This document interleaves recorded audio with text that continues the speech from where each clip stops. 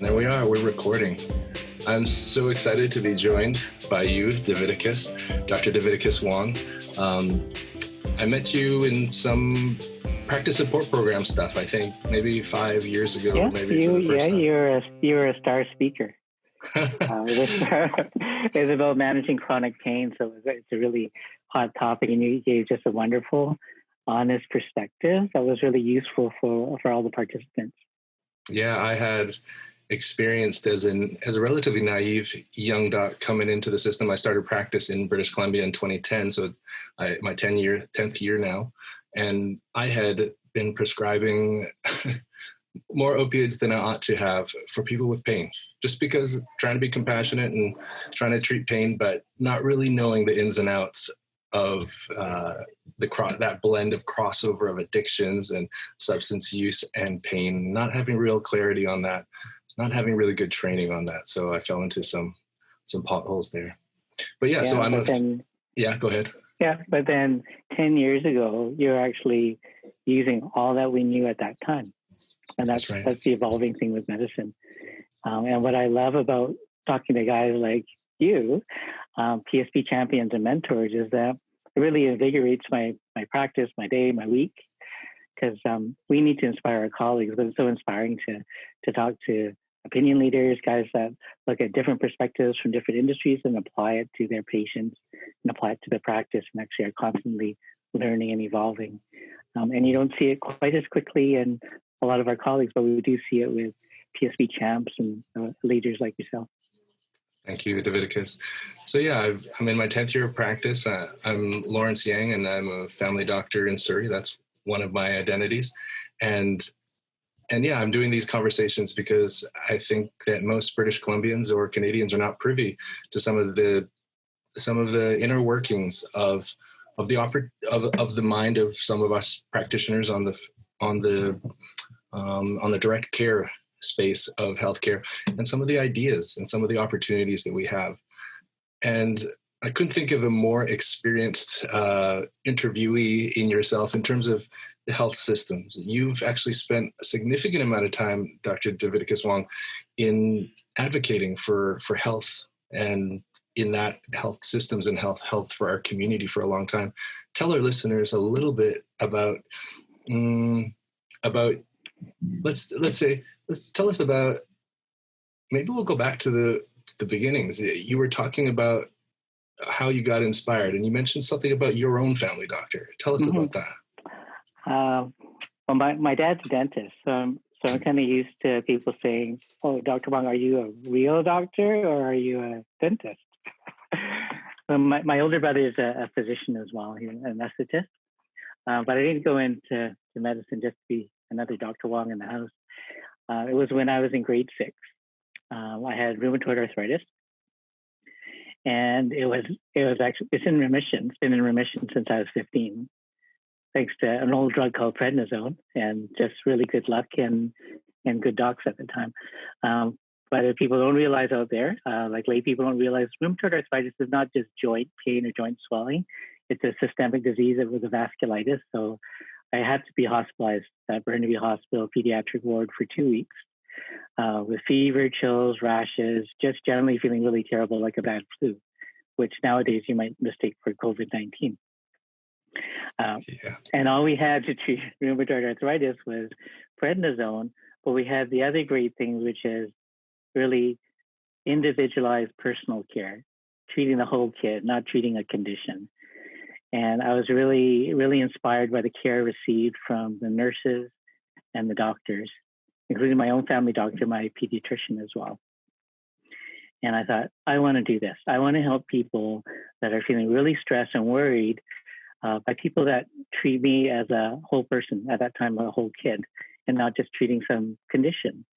Because in the olden days, everything that the doctor told me, I could read in our family medical textbook. But the difference was they knew what page it was on, but also they were applying their experience and their compassion. So I knew I wanted to do something like that.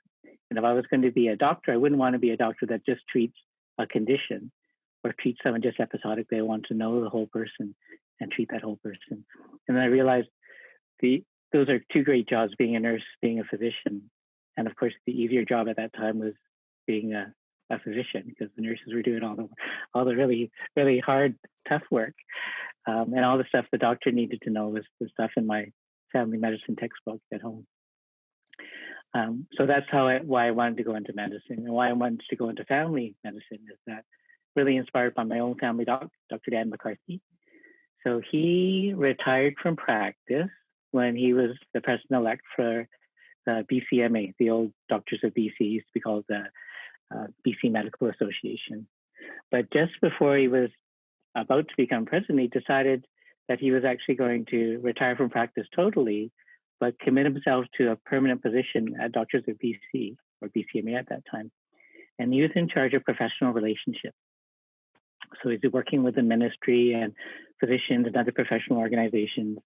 And through his work, the GPSC was created, PSP started.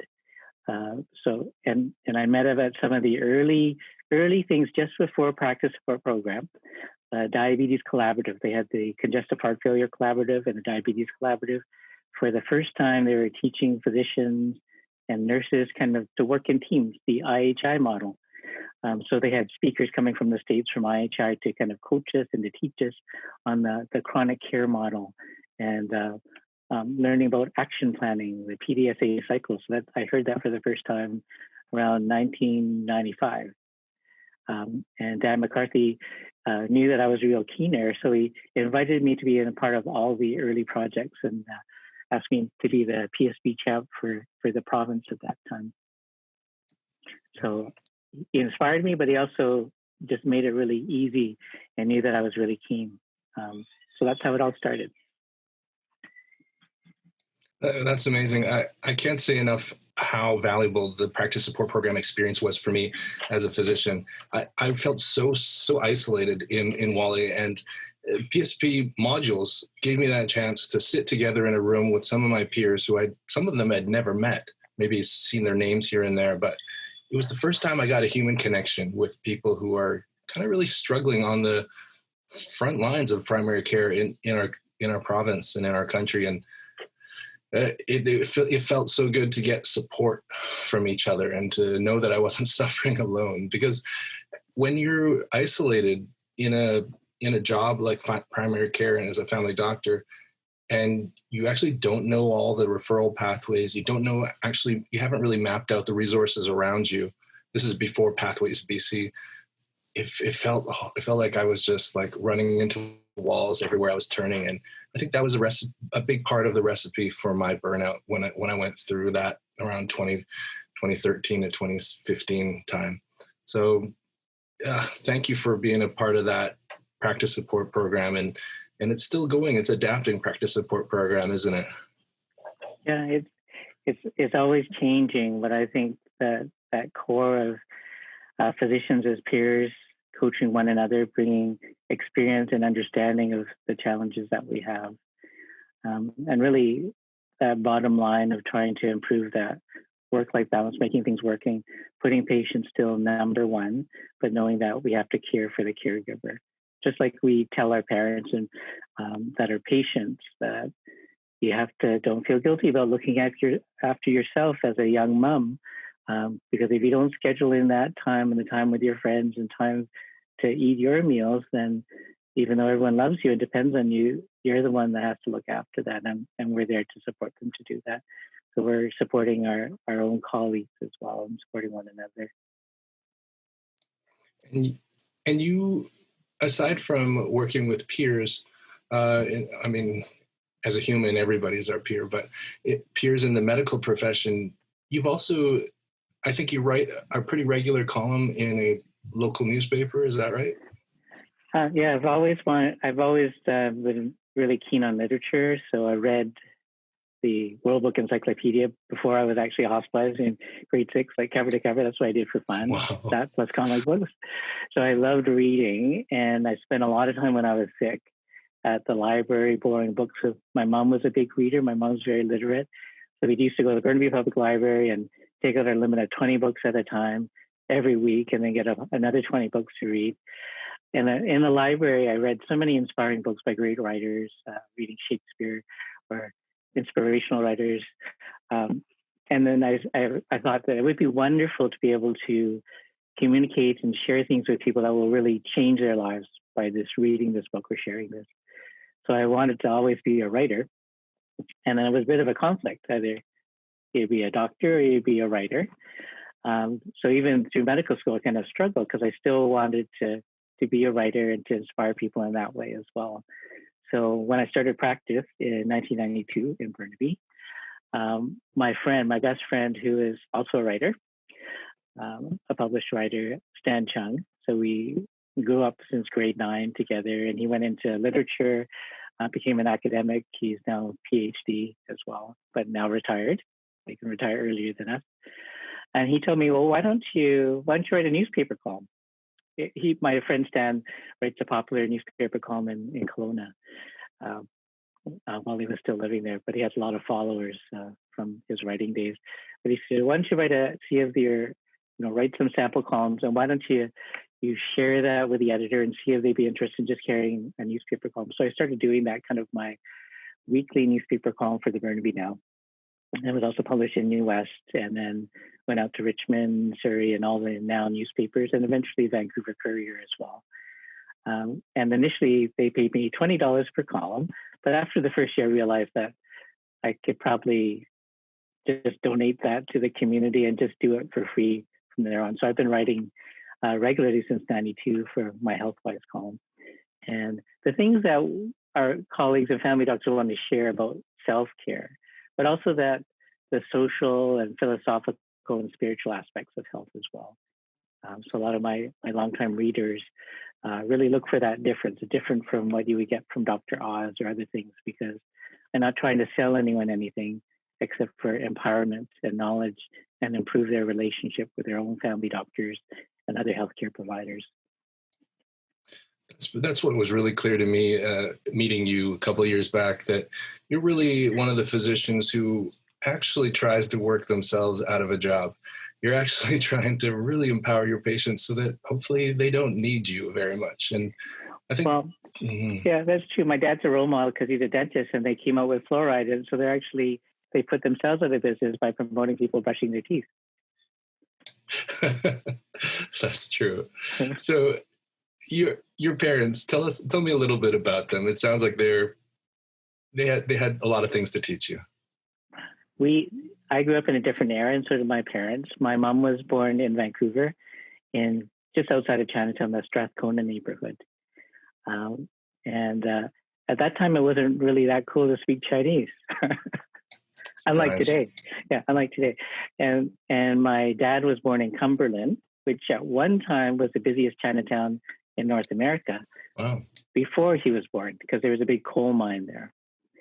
But my dad grew up, he was born in 1930, the first year of the Depression. He lost his dad at a young age when he was 5 years old. So he learned to be really self-sufficient, and he worked his way through school. He was an auto mechanic, and then decided, because one of his peers went to university, that, I could go to, I'm just as smart as him, I could go to university too. So he worked his way up. But then my uncle didn't get to university because he didn't pass that English comp test, because we didn't have that same facility with English, even though they were all born here. My dad's sister, Auntie Lila Wong, but then became Lila Wu. She was the first Chinese Canadian to become a citizen. So even though my dad, yeah. Lila Wong was the first Chinese citizen to become a Canadian. The first to vote. The first to be allowed to vote.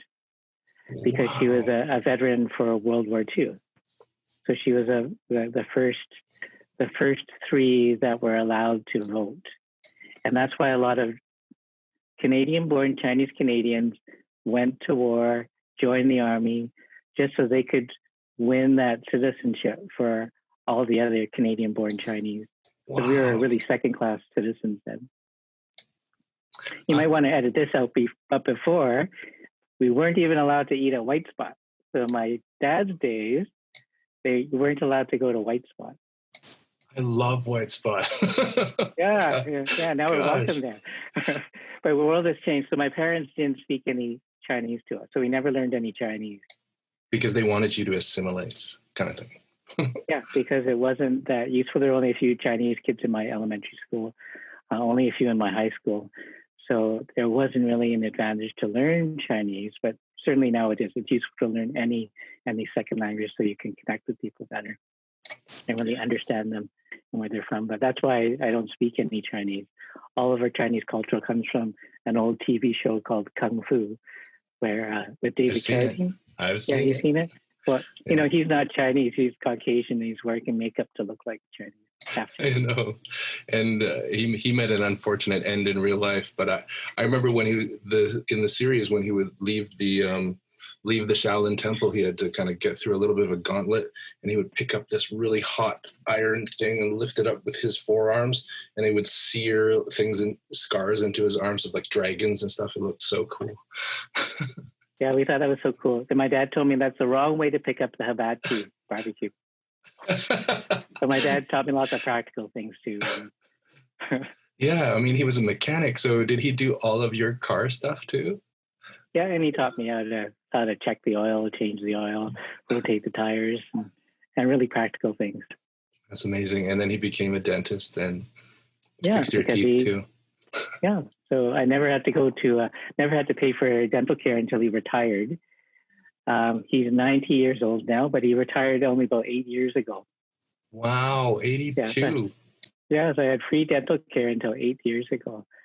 I can't imagine you not getting along with anybody. So I'm assuming that you still get along with your parents very well. Unfortunately, my mom passed away about 17 years ago. But she's my big inspiration because she taught me give more than what you get, which is different from everyone else's work. Everyone tries to get more than they're getting to kind of get ahead of things. But she is a really loving, ethical person. So she always gave forward, looked after people in their community, visited people in the hospital from church communities, always was there. She was the Sunshine Lady at our Cliff Avenue United Church. So my mom was a big inspiration. But what she taught me was her legacy. So of course, when she passed away suddenly, unexpectedly, it was really devastating. But I realized that her biggest legacy was her love, her unconditional love that she gave to each of us and to the people in our community and everyone that she touched. And then, so my goal is to pass on that legacy to my children, pass on that love to my patients, to my colleagues, to everyone that I can through writing or anything that I can do to share whatever blessings and gifts that I have. It's part of my philosophy of life that every one of us has a positive potential. And our duty in life is to discover that positive potential and to help others achieve theirs. And that's exactly what I do as a parent and as a citizen, and exactly what I do as a family doc, help each of my patients achieve their unique positive potential, not just in patching things up and treating that obvious medical problem, but to see how it fits in with their whole goal and purpose in life too. Yeah, that's obvious. It's obvious when someone hangs out with you or speaks to you that your will is so good and so other-centered. And I had a hunch that it was that your parents had something to do with that, and to hear that your mother was so selfless, so giving, so self-sacrificial, I think it kind of I kind of understand a little bit more the magic that is what drives you. It's fantastic. We rarely come across humans who are like that, and who also at the same time, at the parallel time, have the confidence and the gumption to put themselves out in the public stage with writing, with expression, with using the gifts that you're given to share that stuff. So thank you for that, Davidicus. Oh, thank you, Lauren. Yeah, and you mentioned earlier that some of the stuff you write about has a spiritual side to it as well. And how do you put together spiritual understandings and science and medicine? How is it congruent in, yeah. It's all part of the big picture. And I know you do a lot of reading, and then you apply it to practice improvement and personal improvement and helping our patients. So when I come across a great business book like Jim Collins' Good to Great, um, I read something like that and I can see how can I apply that to my patients. And then there's this Venn diagram that really stands out. That a leading company like Disney, their calling and their area of business should be that intersection of their talents, what they do best, their passion, what they would do for free, but of course they don't, and the needs of the world. So where those three intersect, the needs of the economy or the world, your passion and your talent, where they intersect in that sweet spot, that's your calling. And that's really what all our calling is. So when I see people at a crossroads in the office, a kid or a man in midlife crisis, wondering where they should do with their life, I ask them to see 4 intersecting diagrams. So their passion, what they love to do, what their talents are, their abilities, what they do better than everyone else. How does that interlink with their sense of values and the needs of the people around them, what the world needs and that person in front of you needs?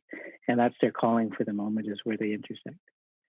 So, you can look at something like concrete, like business or medicine, and you can see how that there's a spiritual aspect.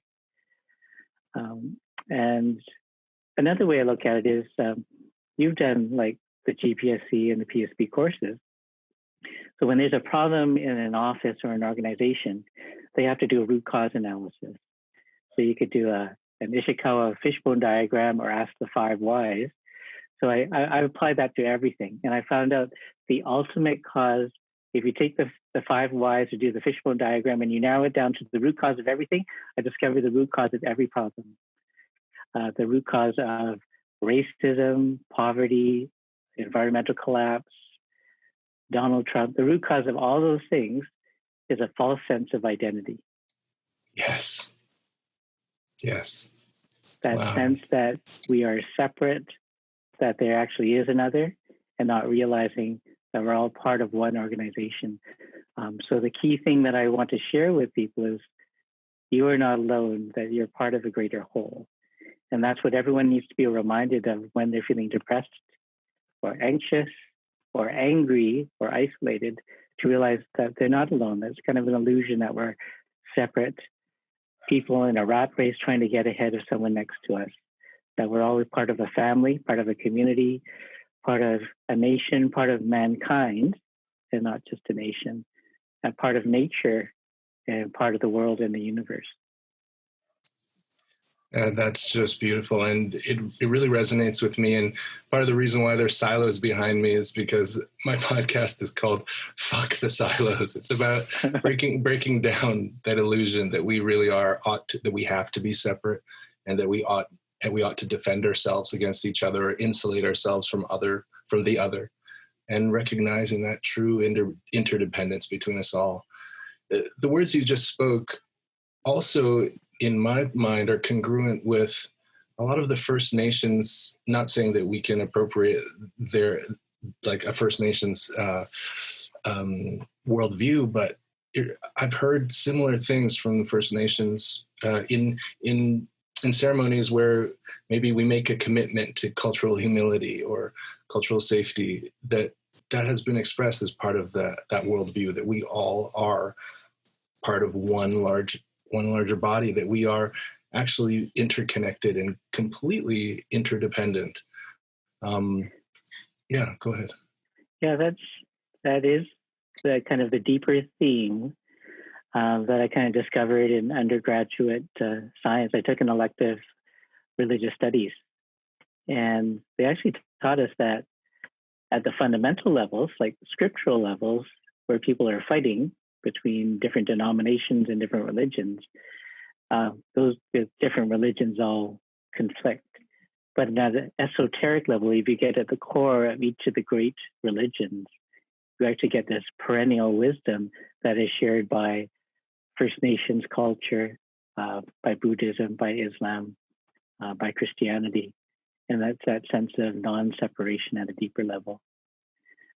And there's a really great book called Essential Spirituality by, I think, Andrew Walsh. See if you could find that. But it actually looks at all of the great religions and looks at them on the esoteric level and to see how much they agree.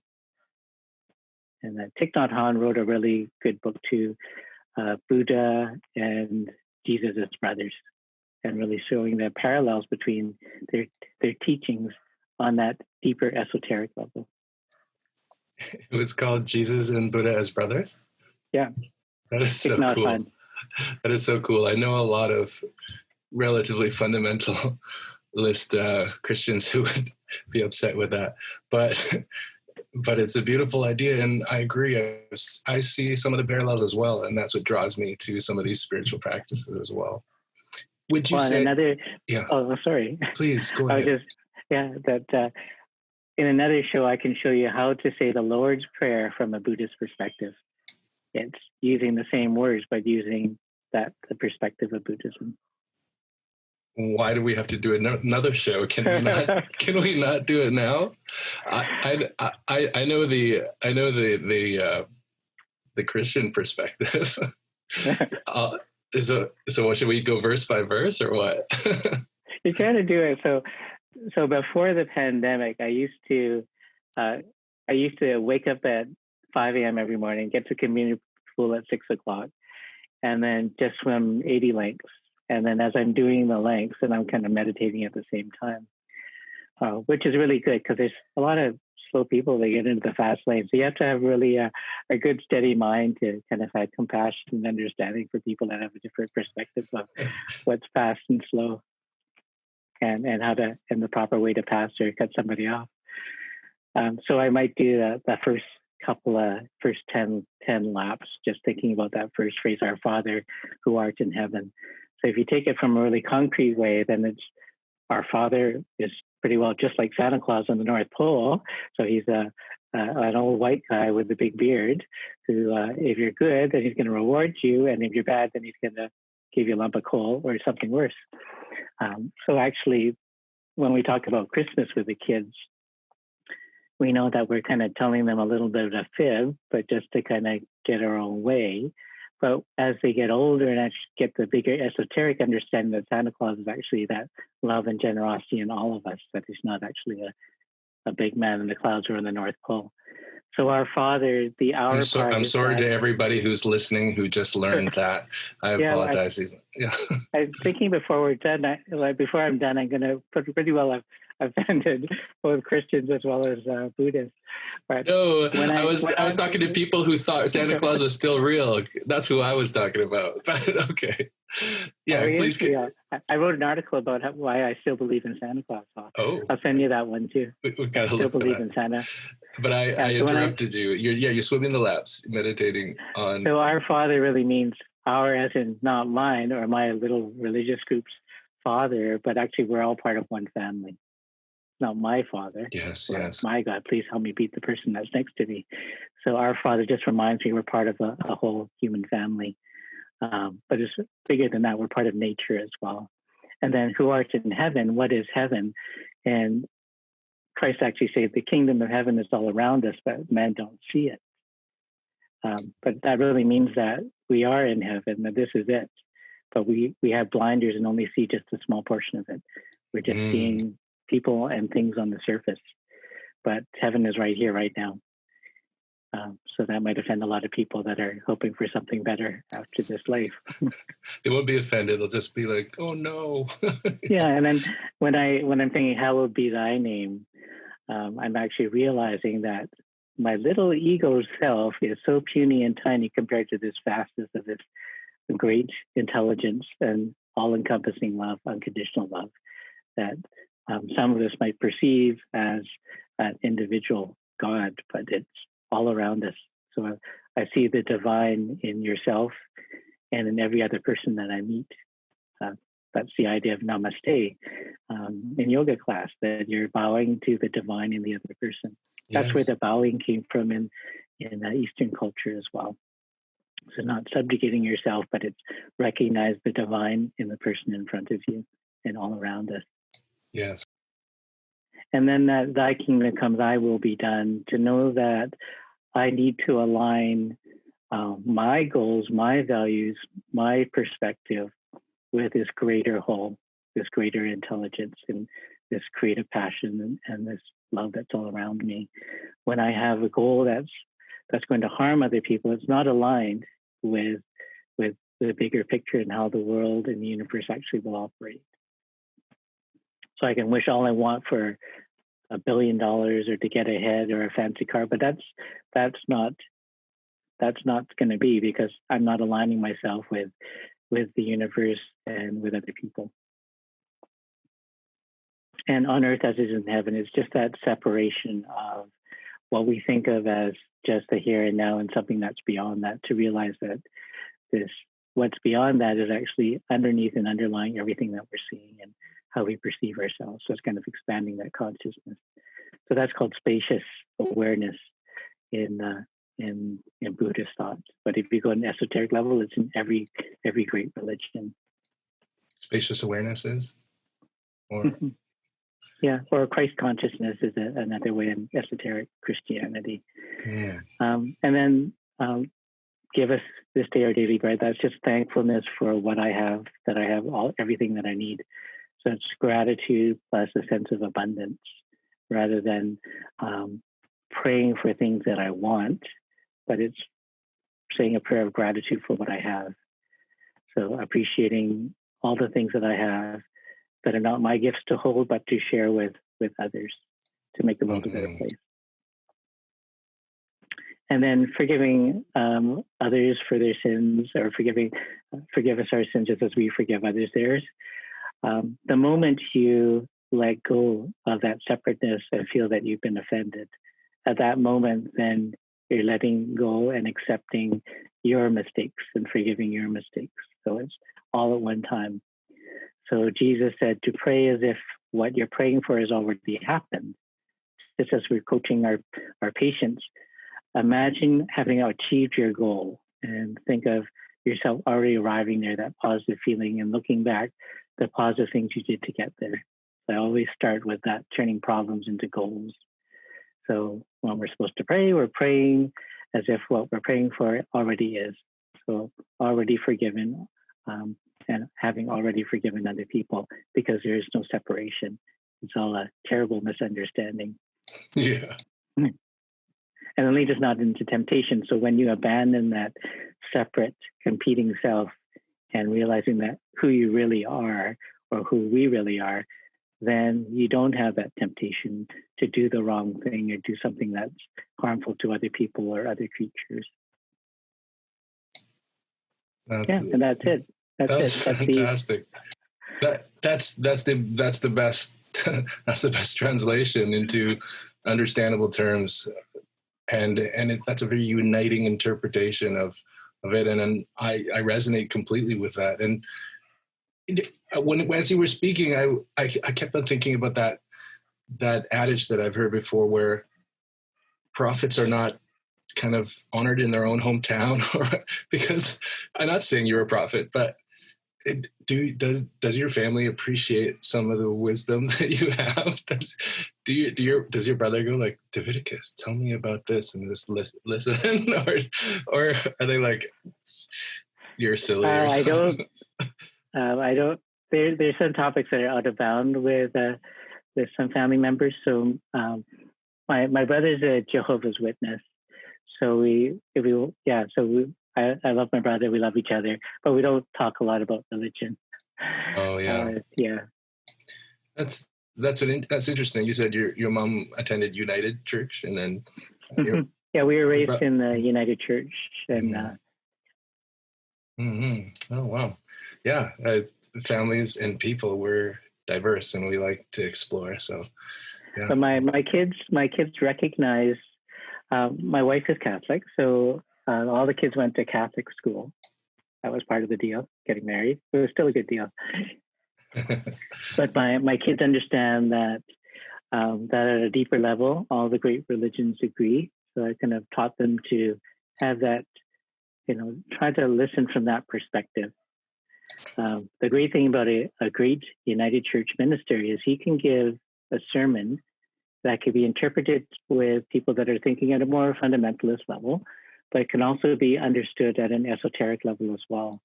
Now, not all churches are like that, not all ministers are like that, but if you have a great minister or a priest, they can speak at both levels. It's hard to find those great ministers and great priests. It is so hard. Yeah. Well, uh, you know, it's so important. I think that that we, as in whatever walk of life, that we have that openness to that everybody sees through a slightly different lens, but that we all are um, fundamentally the same in our search for, pursuit of peace, pursuit of happiness, and all that. And I'm I remember one of the interesting things that I'd heard that you find and some of your patients find useful is, aside from meditation, is also hypnosis. And tell me more about, some people have a very crude and false understanding of hypnosis. And what is that? Where does that play in therapeutics? So I think when you're saying some people, I think you're talking about most physicians, because Yes. we weren't taught anything about hypnosis in medical school. And I found even my colleagues that are psychiatrists learn very little about hypnosis. And it's an unfortunate term because it comes from the Greek word for sleep. And in fact, we prescribe hypnotics, although the college says that it should be limited to less than 3 weeks. And we have to warn patients of dementia and accidents and driving impairment. Thank you. But it's an unfortunate choice. But we all fall into what we call in hypnosis terms of trance. Like when you're driving home to your new house, but you actually weren't paying attention and you ended up at your old house when you've recently moved. So we're often on automatic and our minds start wandering. And we know in modern neuroscience that that's falling into that default mode. So that's part of the brain that kind of goes on automatic when we're not particularly focused on anything. So we're not doing a particular task and we're not practicing mindfulness. So when we fall into that default mode, we kind of create our ongoing stories of who we are, our individual selves, mulling things over, playing with things, kind of daydreaming. And at those times, we're really susceptible to suggestion. And that's where we get into these really faulty assumptions about ourselves, about other people from other places, and thinking of ourselves as this elaborate story as an individual character in a single story, in a single play, and not realizing that we're actually all the characters and we're actually co-authors.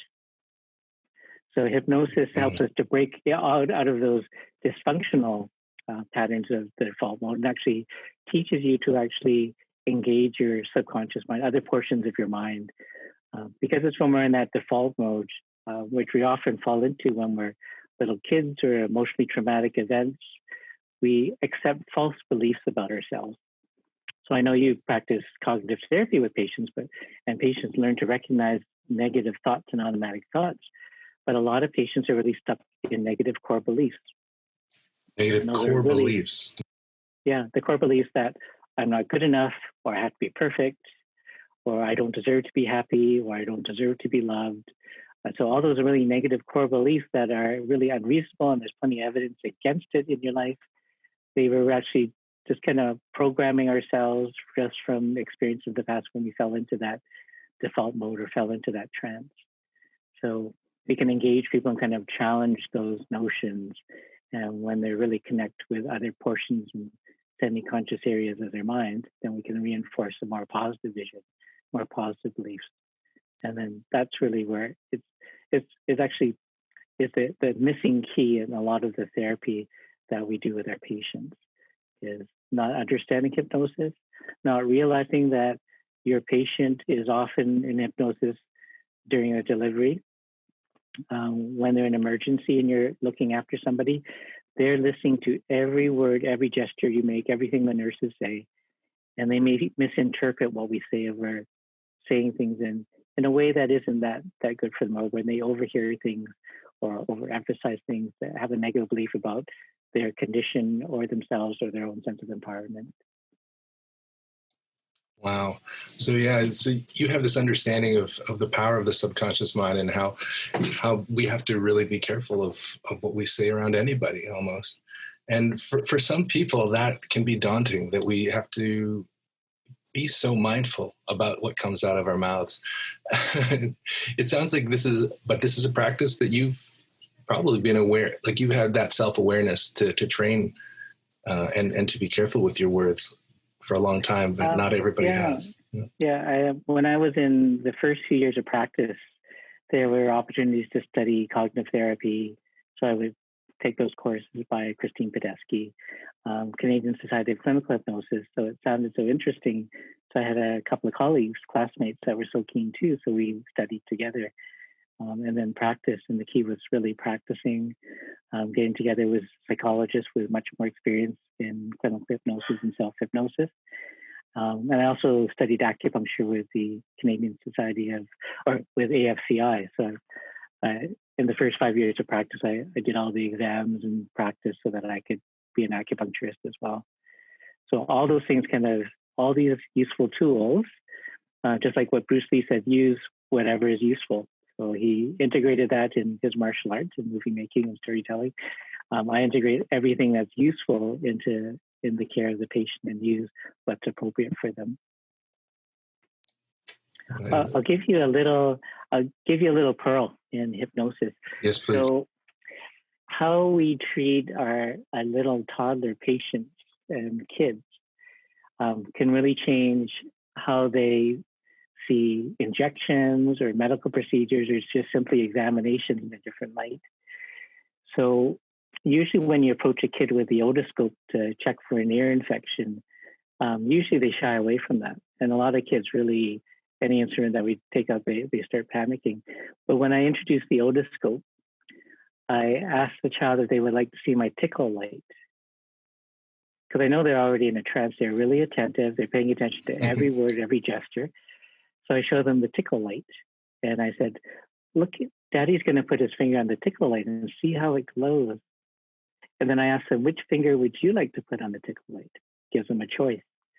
And then they put their finger on top. And then as they see their finger glow and they're fascinated, I just stroke the bottom of the finger and I tell them it tickles too. And then I ask them, which ear would you like for me to use the tickle light on? And then they'll choose one ear or the other. It isn't necessarily the painful ear. And then when I introduce it to them, it feels like a little tickle. And then I have to tell them with the second ear, it's just going to tickle a little. So a lot of the kids will ask me to show the tickle light and to look in the ear, even if they're going in for a minor respiratory infection with no symptoms in the ears, they'll ask for the tickle light. And my patients that are now in their late 20s or early 30s remember the tickle light. And when I examine their ears, I have to tell them this will only tickle a little. Otherwise, they'll be giggling and moving around too much on the exam table. That's amazing. The power of that framing, that compassionate distraction. So all healthcare providers and every parent needs to know that their kids and their patients are often going in and out of a trance, and how we say and frame things can make a huge difference in how they're perceiving not only us, but their condition and their sense of empowerment too.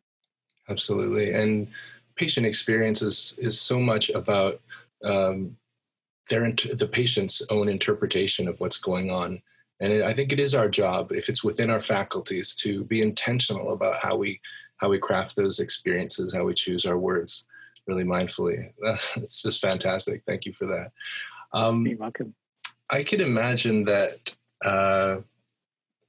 you probably have had thousands of patients under you in your career. And what is one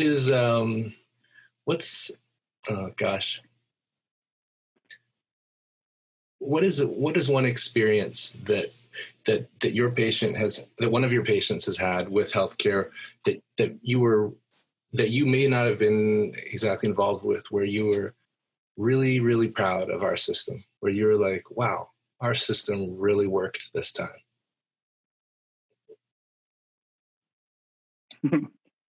I think our system works so well so many times that it would be kind of countless, right? It works so well that a patient that is unwell is not going to stay at home because they can't afford to see their doctor.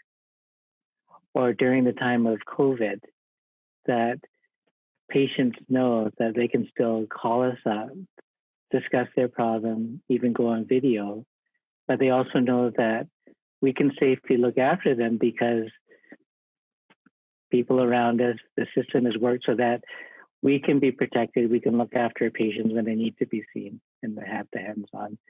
So I think just our whole COVID-19 response in BC, a large part due to our Minister of Health and Dr. Bonnie Henry for their leadership, but it has a lot to do with, the citizens of the province and physicians, nurses, and all the healthcare providers really working together to look after one another, looking after patients, and communicating so well. So I think this is just that example where it's actually worked really well. And I'm glad it's sad that we have such comparators south of the border where things have not worked so well. Yeah, I would agree that we've been really lucky. Our province has, but of course our hearts go out to those who have lost loved ones in this time. What are some of the things you're looking forward to in primary care? What are some of the things that you're like, oh, it looks like we're about to have this particular infrastructure or this particular workflow or this particular technology or this particular cultural change? What excites you about primary care right now? Innovations. I think the divisions was a big initiative, which actually kept, that is part of GPSC as well as PSP. And that combination together really brought physicians together to innovate. So initially, it's the camaraderie that we lost when doctors don't go to hospitals and don't have a doctor's lounge. So it brought us together again in a social, collegial way and looking at the problems we share and then sharing and working together on the solutions. And as the divisions have evolved, we see how these primary care networks have been one avenue to really connect with everyone in the community, not just in healthcare, that's involved in the well-being of our citizens. So just seeing that synergy shows that the team really works when we don't bring our solution to the table, but we bring our common problems and then brainstorm and find ways of connecting together. So I'm part of I've been our division's representative in Burnaby for the Healthier Communities Partnership. So every community has that. And it's where members of the school board, Fraser Health, the health department, the city itself, Parks and Recreation, we all come together and look at what we share in common, what we want to do to improve the health of our community and work on projects and help one another in what we're working on. So there's been so much synergy in that as well. So that we want to increase fitness and mental health and be able to bring that together in a very synergistic way that doctors by themselves, or the school district by itself, or Parks and Rec, or the city all by itself couldn't do. What we can do together could have a huge exponential impact. So that's one thing, is physicians actually working together, but also working together with all the parts of the community that will really look after every citizen of the community. And also it's that growing recognition in BC, the value of a family physician. So I signed up to be a family doc because I thought GP meant genius physician, because we're the smartest doctors because you have to know everything about. But really,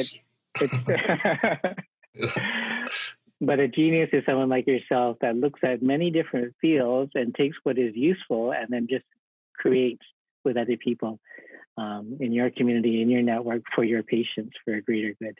So that synthesis from different fields. So that borrowing from expertise and opinion leaders from different areas.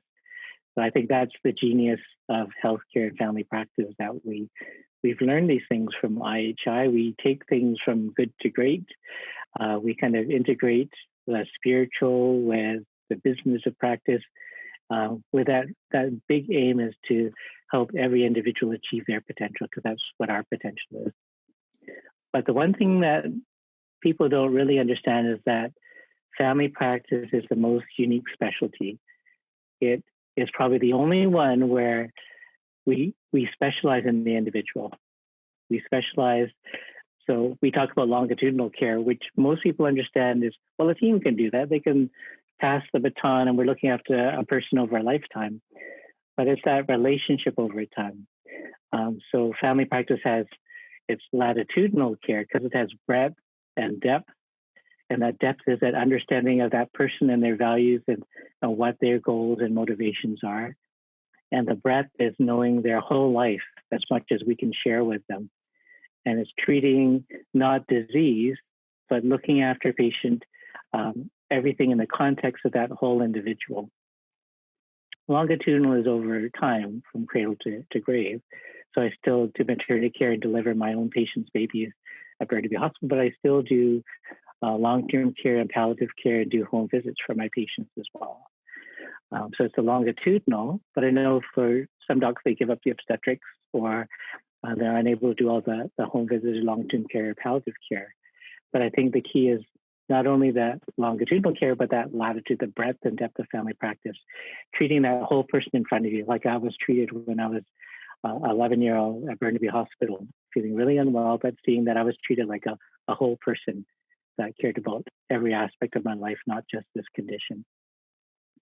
Other doctors who we really need and value for the total care of the individual might just specialize on one particular area and feel that they need to refer to another specialist to look after the other area. But you always need that family doctor who is always that advocate for the patient in the system. So I think it's always a key. I believe in team-based care, but I really believe that every team should have the advocate for the individual. And we've been there as family doctors. So I know you, for your patients, you catch mistakes that are done in the system. You make sure that there's that follow-up and you can make a huge difference. And there's so many times where you do that, where the system by itself is imperfect, but we're there as advocates and we can pick up for our patients and make sure they have the best outcomes. Absolutely. Hearing you talk, I feel like you ought to have a ton of trainees under you so that they can absorb some of this wisdom that just keeps spewing out at a high density of rate. So you do that though. You do have students that train with you or residents? I have mentored many in our office.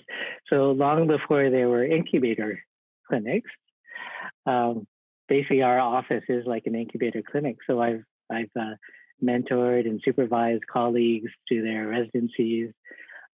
Actually, one of my colleagues in my office, I won't mention his name, but he first met me when in a walk-in clinic in my first few years of practice.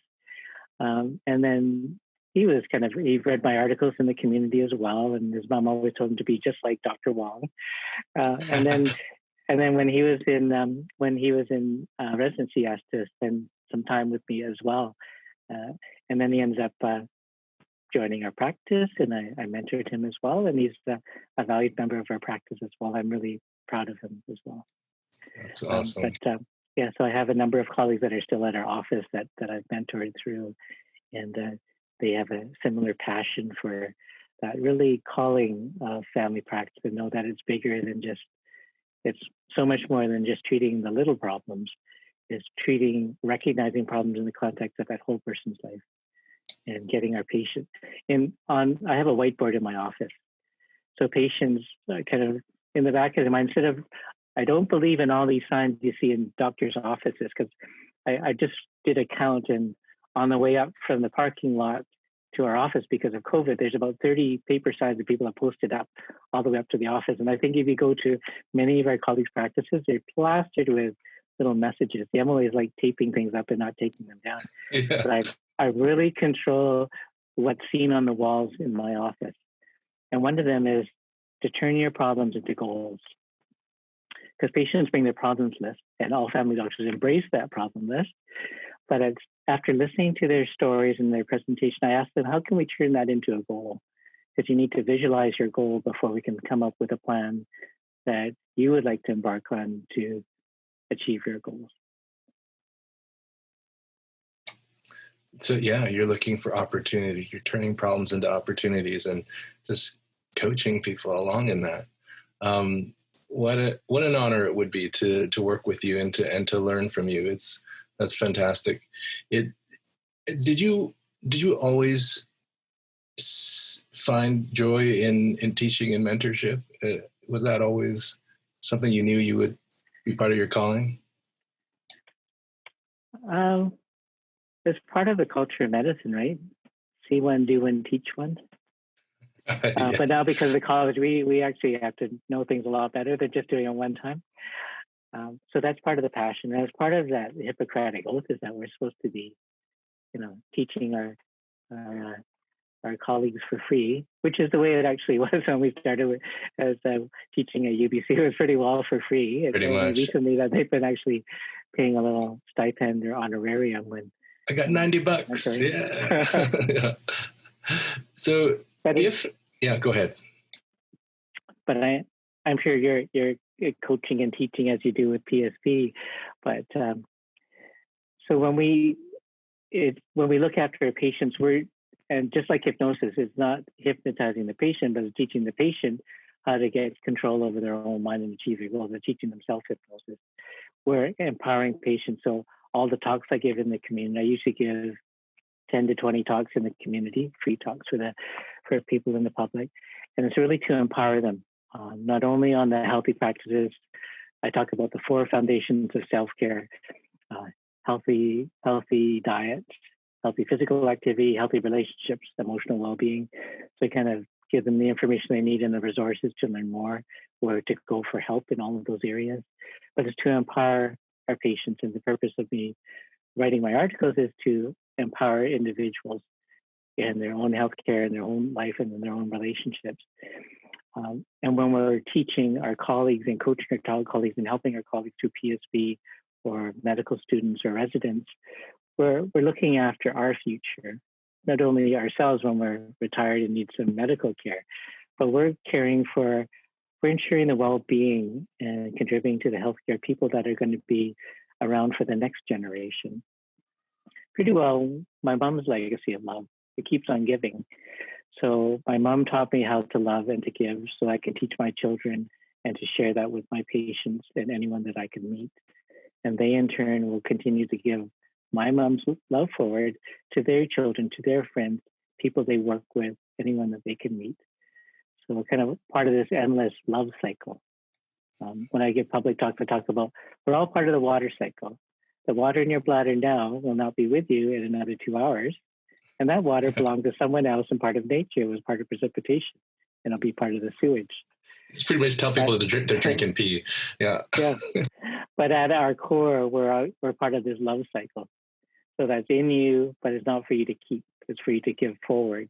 And that you've received love in many different ways from teachers, from parents, from kind strangers, and everyone that kind of created the infrastructure for our great country. And then we can't thank everyone enough because we don't know where this all came from. But we can continue to give forward and part of this co-creation of a better, healthier future. So we're part of this love cycle, and our goal is to pass it forward. It resonates really deeply with me. And when I look at quality improvement in healthcare, I've defined it before to some of my colleagues as it's like the science of how to deliver love more effectively. That's what I've called it. So resonates greatly. Beautiful. Yeah. So if someone wanted to learn more about some of your writings and maybe some of those pillars that you spoke about, is there a website where they can reach you? Is there social media? I have a blog, so a lot of my writing over the past 10 years, I usually post on my blog as well. So there's information on mindfulness meditation, maybe a bit about hypnosis as well. So it's davidicuswong.wordpress.com, but if you just Google my name, you'll find it. And a lot of the talks I've given, they're some of the videos and all the PowerPoints and all the key point handouts for all the public talks I've given through the Burnaby division, you can find on the divisions bc.ca/Burnaby, and just look under Empowering Patients, and you can find it. Or you can just Google Burnaby Division Empowering Patients, and you'll be able to find them as well.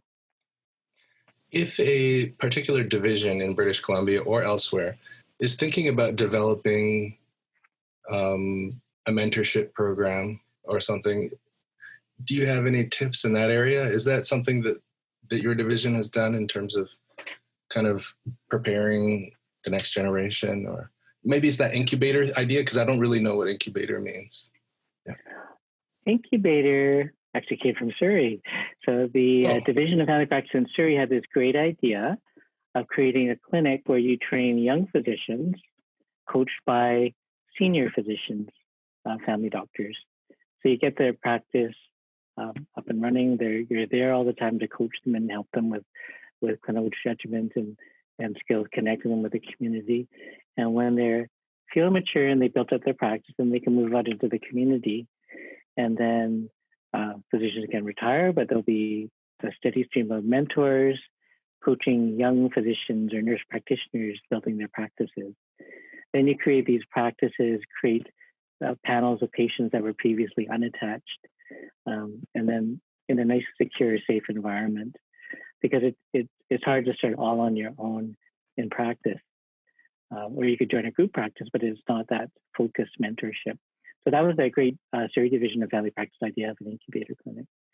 And then Burnaby kind of borrowed that great idea from the Surrey docs when we talked about our urgent care clinic and how that would link to an incubator type clinic. But it's really, that incubator is an idea that I think the other people don't quite understand, but it's really a sustainable attachment clinic.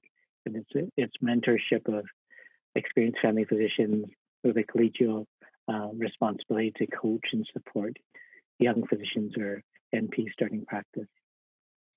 Yeah, I think I've heard of it. There's a really great doctor, Dr. Mark Blinkhorn in our division, and he's spoken of a model called G8 that he calls G8. So that sounds like a jet, a private jet. That sounds like maybe that's what it was. I think he said something about 4 kind of mentor doctors and 4 kind of junior doctors, and I didn't fully read it. My bad. So, yeah, that was a great idea from the Surrey docs. So they didn't receive the support to actually put it into practice, but it was a very inspirational model.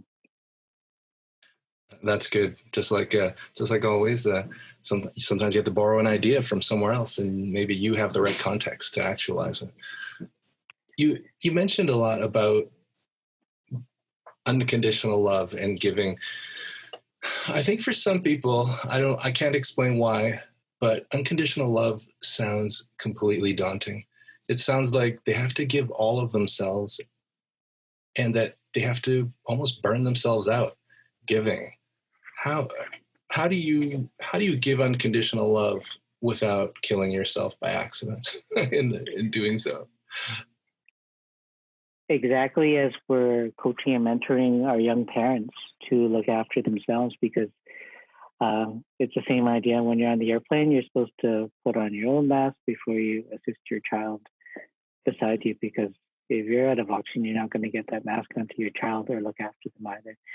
So we as physicians or healthcare providers need to do those basics too. So I give a lot of talks on managing burnout and managing stress in healthcare providers. So it's those key basics of looking after, be a good doctor yourself. So, and that's like being a good parent. Go out and play. I mean, get exercise every day.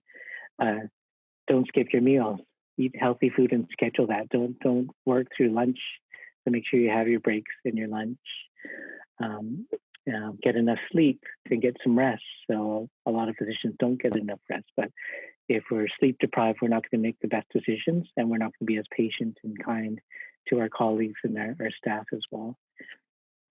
And then finally, if we're having problems, physical or emotional, then not to hesitate to go to your own family doc. So every doc needs a family doc. Absolutely. Every doc needs a family doc, and so rare do my colleagues actually have family docs. And it's unfortunate. I do see a lot of my colleagues expressing a significant amount of resentment at their situation, their current situation in their practice, because they do feel burnt out and they don't know where to go for support. They don't feel like they have access to any energetic practice that can bring them any sustainability. And I'm not really sure what to do in those cases. What do you recommend, Dr. Wong? Well, of course, we have the hotline through that we can access through Doctors of BC and the CMA for that physician support program. So that's been well accessed actually during the time of COVID, because we're all feeling kind of stressed and down and have to stay motivated. So you're probably an expert on this because you're one of the early adopters and leaders in joy at work. So have you shared that with your listeners? Because you probably have so many pearls to share about bringing joy back to work. Yeah, a lot of the joy in work. It was a pretty extensive curriculum actually, and it did involve using scientific methodology of improvement. And everybody kind of speaking some of that language of methodologic improvement. But a lot of it came down to leadership. It came down to people where you work. It came down to leading the people around you and leading yourself. Kind of a little bit of the stuff that you've talked about already, making sure that we are taking care of ourselves, giving ourselves that capacity to have that patience for the challenges and the adaptive challenges that we're going to face, so that we actually can adapt when curveballs come our way. And then making sure that we're giving that as leaders, that we've reserved that space and that resilience to express that.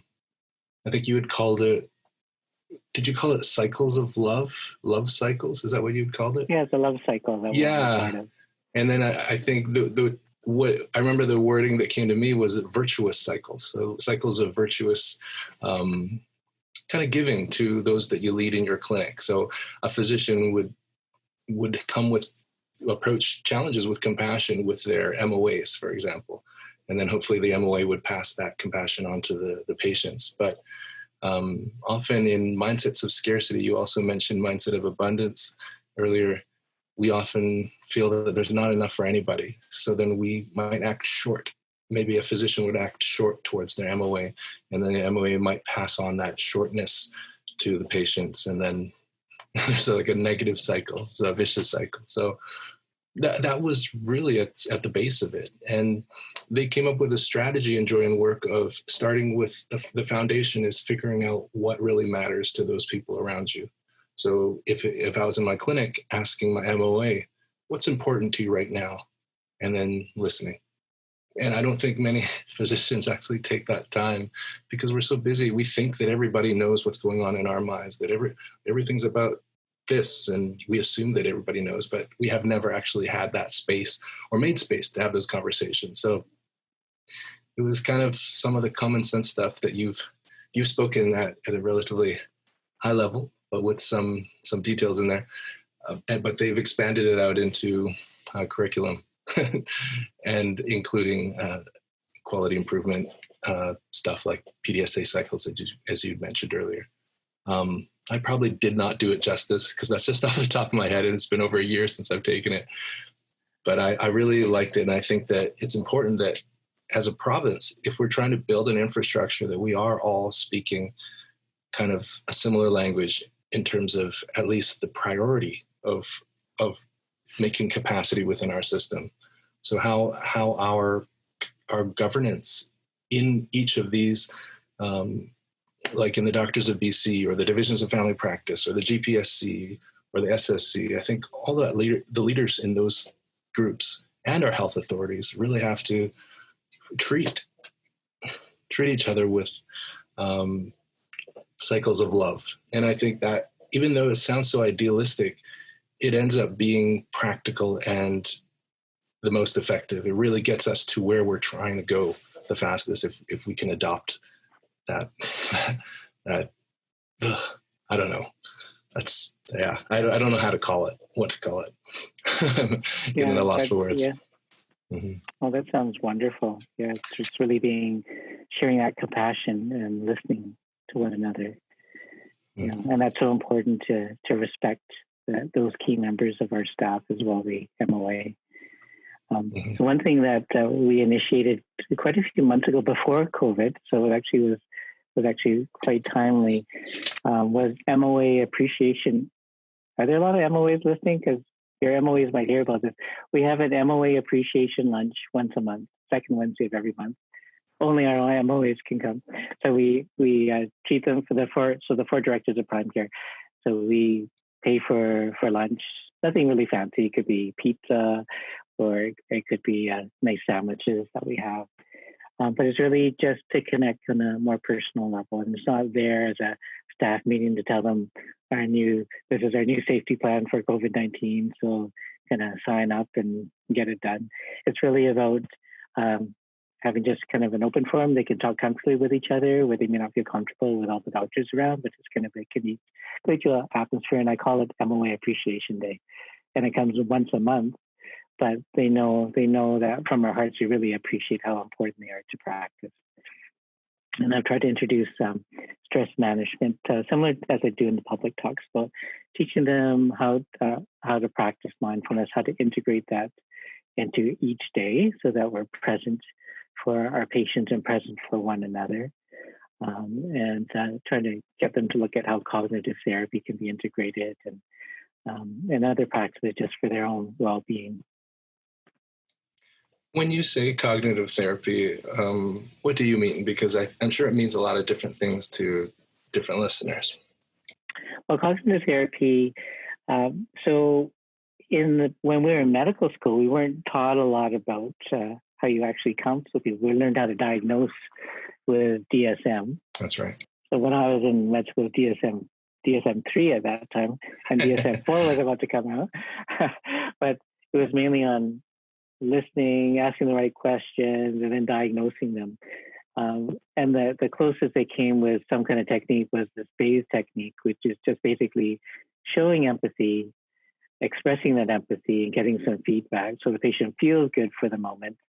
And then comes back for another hour-long session of empathy once they get burnt out again.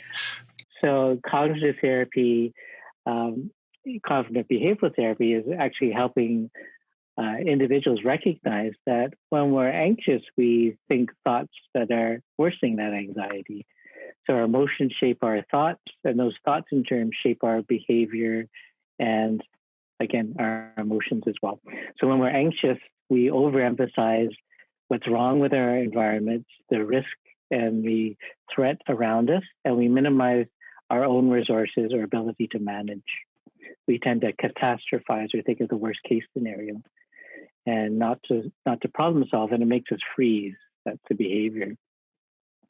So people that are anxious, we try to get them to recognize those cognitive biases, and there's hundreds of cognitive biases, but to recognize that kind of all or nothing attitude that makes them feel more anxious, that catastrophic thinking, working at the worst case scenario, and kind of coach them on another way of looking at that, another healthier perspective. When we're depressed, we tend to think negatively about ourselves, about our situation, other people, and our future. So someone that's depressed also are guilty of black and white thinking, or of mind reading because someone said something to them or cut them off. They personalized that when it wasn't really that personal. So when someone's depressed, we try to get them to see more of the positives. We all have this negativity bias as part of survival. So it helps us see what's wrong with us and wrong with our environment. So it helps us pick up on the saber-toothed tiger, and it picks up on danger or not fitting into this group. So it's helped us survive over millennia, but it also makes us miserable, makes us more anxious and depressed. So I think John Gottman said that you have to come up with 5 positives for every negative. So remember this when you're talking to your wife and kids this evening. For every negative comment or request that you make of them, you have to come up with 5 positives just to come out neutral. Otherwise, they'll think that you're complaining all the time. Wow. And it'll affect their own self-esteem. And so if your dad said 2 positives for every negative thing, you still would kind of overemphasize the negative things and not realize how many times he was complimenting you. And that's how we remember things and think that we're not good enough or that we're not loved enough. So the biggest tragedy is that no one realizes in their lifetime how much they were loved and the difference they made to other people. We hear all these great things about people after they pass away, but they never hear so many great things about themselves. And we don't do enough to thank each other and to make sure they feel appreciated and loved. So that's a beautiful piece of wisdom, that people generally don't know how loved that they are. And and and you also mentioned, and it stuck with me, that you said earlier in this conversation that it is almost like a misidentifying oneself, that, or having challenges with one's own identity, is really at the root cause, at that end of that Ishikawa diagram of kind of what led me to this potentially diseased state or whatever. Does that, did I get it right? Yeah, I think you got it right. Yeah, because I think it just resonates with you and who you are. Mm-hmm. Thank you so much for this time that you spent with me today, and I'm sure I'll come up with more questions for another time. I want to ask you if you would recommend any reading. What is some reading that it sounds like you've read a lot of books, especially before you were the age of, before puberty, you read like the encyclopedia and a bunch of stuff. What's some important reading, or what's some fun reading that you'd like to recommend? Well, there's one website and there's one book I would recommend. Okay. If you combine them together, I think any physician and any patient, anyone in the public, can find time to do mindfulness practice every day, and it'll transform their awareness. So they're out of the University of California in Berkeley. They've done a lot of studies already, but it's called microdosing mindfulness. So it's not microdosing LSD, it's microdosing mindfulness, because people look at microdosingmindfulness.com.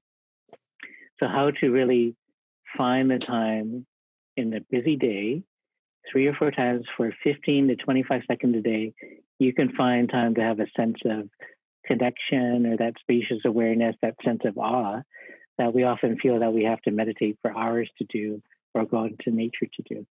So that's particularly useful for a lot of people that are kind of stuck at home during the pandemic. So look at microdosingmindfulness.com. They haven't come up with a book yet, but there's lots of useful resources of you could just start doing that tomorrow. And then the book that I would recommend, you could also look at the website, Tiny Habits. So Tiny Habits has been a #1 New York Times bestseller. So it's by B.J. Fogg, who's studied habits and motivation for the last decade or so. So his newest book that came out was Tiny Habits. You could look at tinyhabits.com. But his idea is that it's not really motivation that's the issue, but it's trying to make these, like we learned in TSP, when you want to achieve a goal, if we make that such a huge goal that we're just going to procrastinate or we're going to start it, like if our goal is to gain 50 pounds of muscle, look like Arnold Schwarzenegger, that's a great goal to visualize. But if we start hitting the weights and get sore all over, or feel that we just can't get going on it, we're not going to achieve that goal, not even get a little bit more fit. But if you turn it into a tiny goal, is that what's the tiniest little increment of change that I can manage without a lot of motivation? And if it's to exercise more, it might be, actually, I'll just give an illustration from last week. So one of my tiny habits was the gym is closed. So what am I going to do for exercise? So I've been cycling to work every day for the last 3 months, but there's a chin-up bar in my washroom. So my tiny habit was every time I leave the master bedroom washroom, I will do 10 chin-ups, which is pretty manageable because I've done more before. So just doing that. So I do that when I leave in the morning after getting up. When I come home from work, then I'll do the 10 chin-ups when I leave. I'll do that before I go to bed. So, and if you just wanted to get started, you just do 1 chin-up. Or if you just wanted to start doing more exercise, then maybe it's just putting on your runners that are left at the front door as soon as you get home. That you'll have the runners there, you'll put them on. That's your first step, your tiny habit. So one is to make it a really tiny goal, and then you can build on it because you get confidence because it's easy to do. The second part is to find the right place to plant that little seed. And the best place to plant it is where you have another habit. So I have a habit that I have to go to the washroom. So when I leave the washroom, then I'll do my chin-ups. So B.J. Fogg's recipe is that you say, when I do this, I will do this. So his example is, whenever I pee, I will do 1 push-up. So of course we do that many times a day. So it depends. You pick a regular established habit with a habit you want to start doing, and just make it really easy. So of course you're going to do more than one push-up. You're probably going to say, oh, it's easy, I'll do 5, and then you'll be doing 6. But the key is you took that first step, you're getting confidence, and you have that prompt, because every habit needs a trigger. So just link it to an existing habit that you do all day. So look at your existing habits, try out a new tiny habit attached to that. And the third key, so it's a tiny little change plus linking it to an existing habit, the right spot. And the third is to celebrate. Because we always think of rewards afterwards. After I get in shape, then I'll go on a vacation or I'll buy new clothes. But you have to celebrate right away. Just like any addiction, you need that hit right away. That's to give yourself a big thumbs up, or tell yourself you did a great job, or do a football touchdown dance if no one's watching. Things that give you that, they make you smile and give you that feel-good feeling, because you'll link that to accomplishing your goal. And then in no time, you develop these new habits. So the other habit I started this past week using tinyhabits.com was I wanted to find time to write. So to write the article for the week. So my tiny habit was to have my notebook, have my notebook, and just kind of, as soon as I get to the office, open the notebook, write something, one sentence.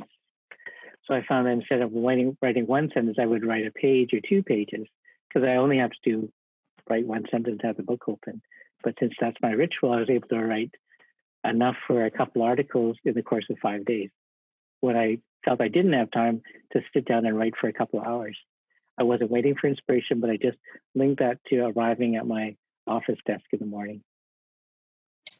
Wow. So it's like a strategy for chaining habits, or habit chaining, and getting productive without even knowing it. Yeah. So look at tinyhabits.com, and then look at microdosing mindfulness, and then link one of your habits to one of those practices in microdosing mindfulness. And in 5 days, you'll have a practice of kind of transforming your consciousness and feeling kind of more present at the office and at home too. Thanks again, Davidicus. I really appreciate your time. It's an honor. Well, thanks for the invitation, and always an honor to talk to you. Inspiration is well earned. You are. You more. Anyways, well, I'll see you online, and hopefully see you in person sometime soon. Okay, great. Take care. Have a great night. Bye-bye.